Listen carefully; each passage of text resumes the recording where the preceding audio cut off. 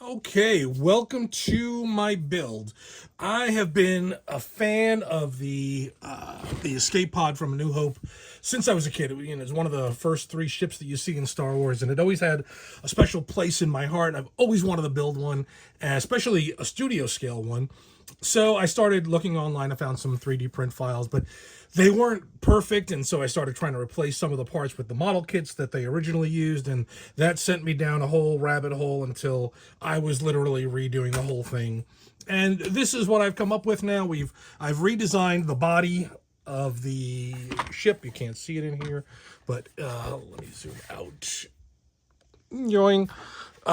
To get a better shape for the all the different pieces. So I offer this as a 3D print on my Etsy store. You can buy just the body, all these components here to make your escape pod. You could also use it as a urn because that's what it kind of looks like. But I've started originally trying to sell all the individual parts on Etsy as you know, you can buy just buy this piece. But unfortunately, Etsy only lets you have 100 variations on a listing, and there are way more than 100 pieces to this kit. So what I'm going to do is I'm going to do them in sections. So I'm going to offer just the parts to make the top, just the parts to make the engine, just the parts to do the side rail, just the part for the door. Somewhere in there, I'll add in the parts for up here because there's not that many parts, so maybe that'll go in with the door maybe. But for today, I have all the parts completed and ready for this. Now, these are all from the original pieces used in the movie. They're from the same model kits, except this little top hatch, which I think was just styrene, so I just designed it in 3D, so it's a 3D print. And I think that's it. I think all these little brackets, I could not find them, so I did them in 3D as well. I designed them in 3D, printed them, because I can't figure out what they're from. I have no idea. There's two filming miniatures or studio scales. One has three of them. One has two. I think there might have been five originally, and some fell off. So I'll include five, and you can put in as many as you want. It's also going to include all the panels for the body, all these. So there's a raised panel here. There's the second panel. We've got the doors. Let me go over the parts for you. So the first thing you're going to need, obviously, is the body kit, is to buy this whole thing and get that in my Etsy store. This is the part that we're doing. This is a bad one. The normal ones I print standing up, so they're smoother, but this is one that I did. I let it flat, which was stupid. Never 3D print dome shapes flat. So, but I'm going to use it for my build just because it's mostly going to be covered. So you're really only going to see like the barest little bit, and I think I can get away with that. So that's the first part that you're going to need. That's going to be separate. And the parts that we'll include in the kit, we've got these little mounts for the little side engines here. We have, these are not going to be in any order. These are the bases for this thing to mount to, and they are, I hit them with a little sander to give them a little concave so they'll lay a little flatter. We've got the actual engine bell that goes on top of that.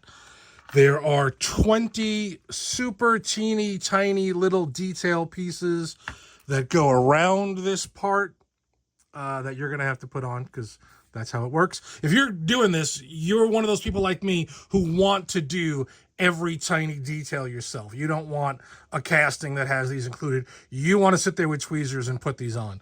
That's at least me. I'm hoping that's you too. So that's what this is for. The top dome piece on top here, the two little handle pieces that go with it. We have the little tiny 50 caliber machine guns. Let's see if I can angle this light a little better. There's 6 of these that go over here. We have this little door hinge right there. We have these little hatch pieces, which took me forever to track down, right there. We have these. There's 2 of these little kind of breaker handles. These are stuck together for some reason. Why do they like each other so much? There's one on the back here, and then there's one underneath here.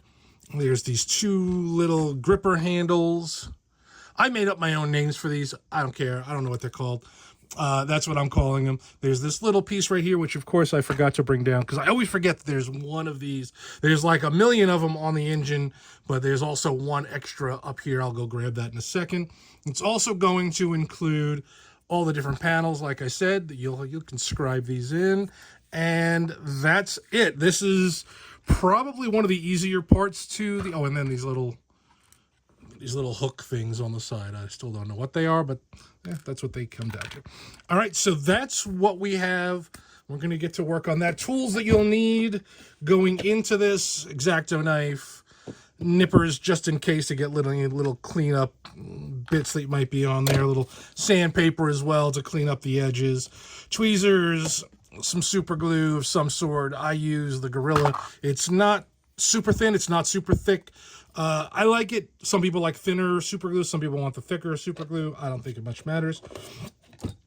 We've got this piece here. I'm going to give it a light sanding just so it sticks to it. But I think, I mean, honestly, the print is pretty damn good. There's really minimal layer lines.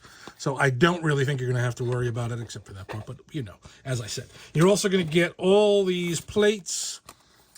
So the big plates to go on the piece, and then the little ones that go over them, and I've already nipped them for you so that you don't have to worry.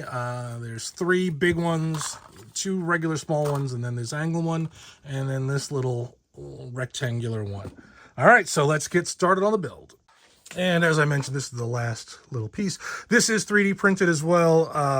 I tried to avoid 3D printing parts as much as I could, but there were some parts that are just really hard to find kits, or that are just insanely expensive, and I'm not going to spend $300 on a model kit just to get one little piece. But I was very meticulous with these, taking the measurements from what it's attached to and where it goes to make sure that it is the right size. So should be some of the, I think this is going to be the best kit out there, but you know, that's just me bragging. So the first thing we're going to do is take our plates, kind of bend them up with our fingers, get them all, you know, curvy so that they'll lay down flat. And then we're going to sand down the edges just a little bit, just to get a little bit of that edge off. The originals are probably not super clean. They were building these, you know, kind of quick and down and dirty back in the day. So just going to give them a light sanding on each of these, and then we're going to start gluing.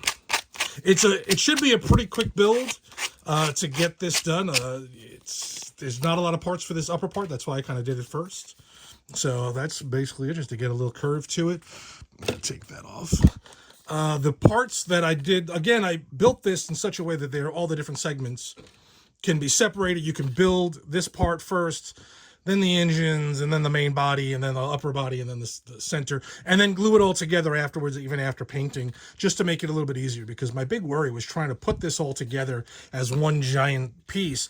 You're going to be knocking parts off left and right, and you're going to be destroying it at one section as you're building another. So this is how this is going to go. We're just going to rough it up on one side and glue it down. And one thing to think about when you're working on this is how you want to mount this.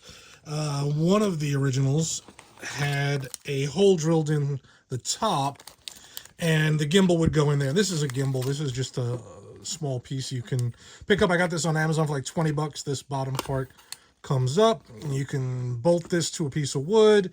This stands up, and my plan is to kind of stick this to a piece in the body. These are 1/4-20 coupling screws, so this will get mounted inside the body of the escape pod, and then this will screw into it, and then it'll, you know, suspend it so it's standing up. So I don't have to display it sitting on its edge. But I know one of the shooting ones had a hole off center, and the gimbal was mounted there so that it would, that weird lazy angle spinning. So if you're planning on doing that, make sure that you drill the hole, make this piece attach with magnets so you can pop it off to display it, or just drill through it, however you want to do it. That's up to you, but just, you know, something to think about before you start going crazy. At some point, you're going to have to figure out how to display this. All right, so now everything here has been prepped. I cut all the little bits out, trimmed them down, and I think I am ready to start working. I'm first going to glue this guy on here, because there's really no reason not to start with that part. And then we'll go to the plates. This will all be sped up for you, so you don't have to watch this in real time.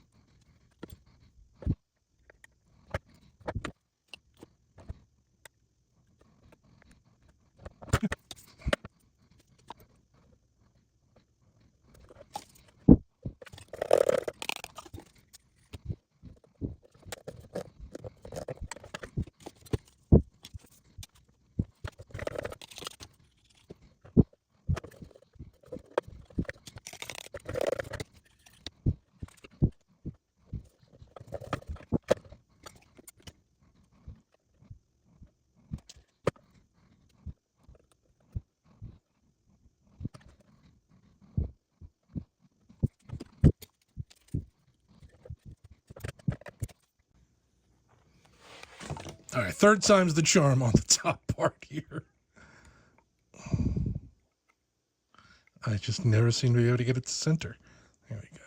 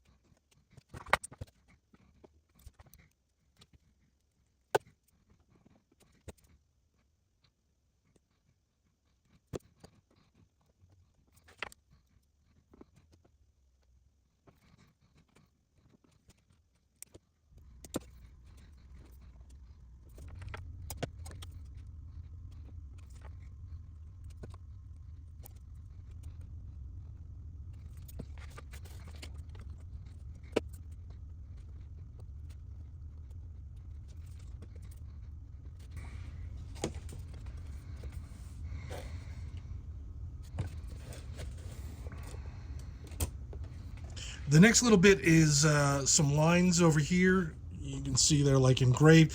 I don't know what they used. It looks to me like they literally just scraped lines in. So that's what I've just kind of been doing with a knife, just kind of like, you know, making deeper grooves and just kind of, they're slightly angled. And this one has some, I use a straight edge. I'm being lazy and just kind of doing it.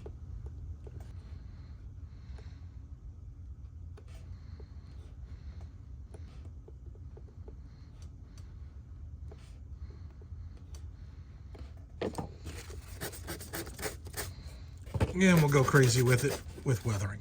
The last piece is right over here. It's this last one of these. It is the most delicate part of the build. This little handle is going to snap off 100 times because it kind of sticks up like a little antenna. So that's why I'm doing this one last and just letting you know. You're going to lose it. It's going to snap. Be ready to kind of hunt it down. Have to re-glue it a few times. I've had to re-glue this one like 20 times. It's gonna pop off. It's just such a delicate, tiny little piece.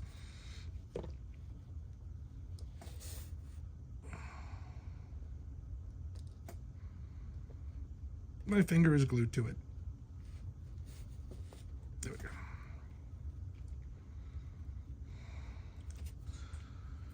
go. Oh, and that is the upper section of the escape pod. This could be bigger. I think I might redo that. I had it bigger on another build and I thought it was too big. Now I think it's too small. I'm going to resize that. Otherwise, this is pretty freaking awesome. Just needs paint and weathering, which I'll do with the rest of the parts once I get them all done. The next section will be the sides. Almost done collecting all the parts for that. I'm waiting on one piece to come in that I can mold, and then we'll be ready to go and do a side section. and then it'll probably be the door, and then ultimately the engines, which will be a huge pain because there's a bazillion parts on the engine. But there you go. This is available. It will be available in a minute as soon as I finish uploading it. In my Etsy store at Spat Cave on Etsy. So go check it out. You can go pick it up. Just this, just the attachment parts for this. You'd have to get the cone separate. All right. Thank you guys. Enjoy. Hope you guys had fun watching. All right. So I have the top hatch back. This is a slightly larger print. I don't know why I made that other one small. This is the one. And we're going to glue this guy on. One thing I didn't mention in the other part of the video, if any of the parts don't lay right, they don't conform well to the shape of the piece, you can dip it in hot water. These are resin.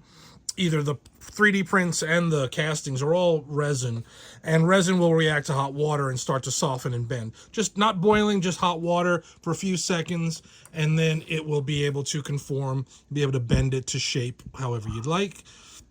I think that's about where it goes. Let's see, like this. And there we go. And that is the build. There we go. Let that dry. I've got my zip kicker. I had zip kicker here a minute ago, and then I lost it. Here we go. Zip kicker, which I also didn't mention before, zip kicker. This will instantly cure the super glue. So if you have a piece that's fiddly, you can either hit it with it afterwards just to lock it in. You can spray it on the base and then put the piece on, but it's going to bond instantly, so you don't want to do that unless you know exactly where you're putting it.